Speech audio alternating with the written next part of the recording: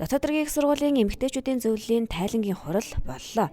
Дотоод хэргийн их сургуулийн эмэгтэйчүүдийн зөвлөл нь анх 2015 онд байгуулагдсан өөд ажиллагаагаа явуулж байна. Их сургуулийн нийт бие бүрэлдэхүүний 40 гаруй хувийг эмэгтэй албан хаагчид эзэлдэг юм. Олон улсын эмэгтэйчүүдийн эрхийг хамгаалах өдрийг тохиолдуулан тус зөвлөлийн гишүүд 2019-оос 2021 оны хооронд хийж хэрэгжүүлсэн өөд ажиллагааны тайлангийн хурлыг их сургуулийн соёлын төвд зохион байгууллаа. Энэ үеэр багш албан хаагчдын дунд явуулсан нээлттэй санал асуулгын дүнг танилцуулж 9 эрдэнийн бүсгүй шагналын эцдийг тодрууллаа. Энэ удаагийн арга хэмжээний маань онцлог юу вэ гэхлээр бид бүхэн манлайлагч бүсгүйчүүдийг 9 эрдэнийн бүсгүйд тодруулж 9 номинацид нэр дэвшүүлж тэднийг алдаршуулах энэ арга хэмжээг зохион байгуулж байгаагаар их онцлогтой. Тэгэхээр манай бүтцийн нэгж бүрэлдэхүүн сургууль төс бүрээс бол төлөөл болсон янз бүрийн бүсгүйчүүд бол олонныхоо хамт олонныхоо бол саналаар тодорч ингэж гарч ирж байна.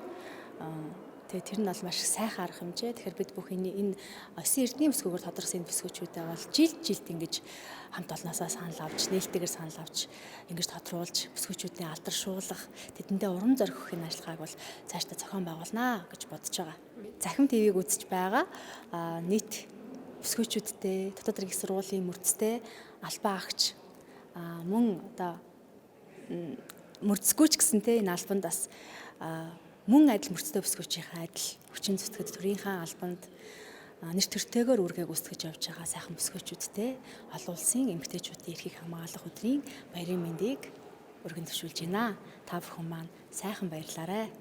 Мундаг гоё манай гүнвчид айгүй мундаг шүү дээ бүгд тэрэ сайн зөндөл олон хүмүүс шагнал авлаа гоё байлаа суглаа татлаа сайхан байлаа өөрөө ингэ суглаа татсан чинь арай өөртөө таарчдаг би бүр өөрөө итгэсэн гайхал ууш 148 юм чи минийх шүү дээ тэгэл сайхан байна гоё байна баярлалаа энийг үгээр хэлхийн аргагүй бүр сэтгэл догтлоод бүр нэр үг гарч болохгүй байна.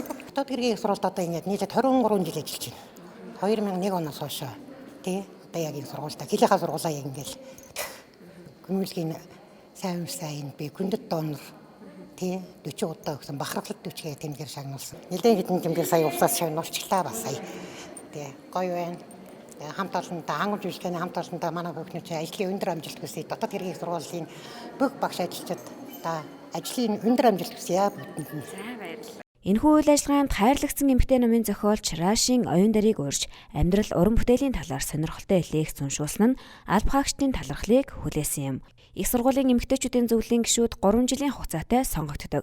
Харин энэ удаагийн тайлангийн хурлаар эмэгтэйчүүдийн зөвлөлийн удирдах зөвлөлийн гишүүдийг бүрэлдэхүүн сургууль, институт, бүтцийн нэгж бүрийн хамт олонны саналаар сонгон шалгарууллаа.